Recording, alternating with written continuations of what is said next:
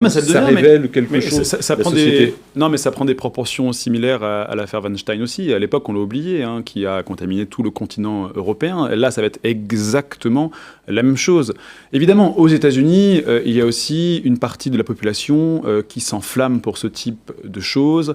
Twitter, les réseaux sociaux y participent énormément. Et le président des États-Unis lui-même met aussi un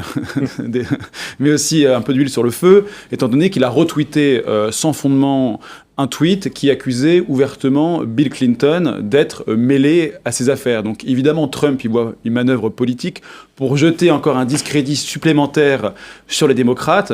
Et le fait que Donald Trump relaie une information qui n'est pas sourcée journalistiquement relance évidemment toutes les théories du complot. Si le président des États-Unis se permet de faire cela, c'est-à-dire que chacun peut de son côté enchérir là-dessus. Donc ça crée évidemment un nombre de fantasmes incalculables. Il faut laisser évidemment la justice faire son travail, que ce soit pour les États-Unis comme pour la France. Mais à l'évidence, on parle d'un sujet excessivement grave. On parle quand même de pédophilie, on parle de réseau de prostitution sur mineurs. Donc évidemment, toute la lumière doit être faite. Et c'est vrai que tout le monde s'est désolé de du suicide. Du suicide. Le lapsus est un peu anticipé. C'est vrai qu'il y a une question qui se pose. Je ne veux pas rentrer dans la théorie du complot.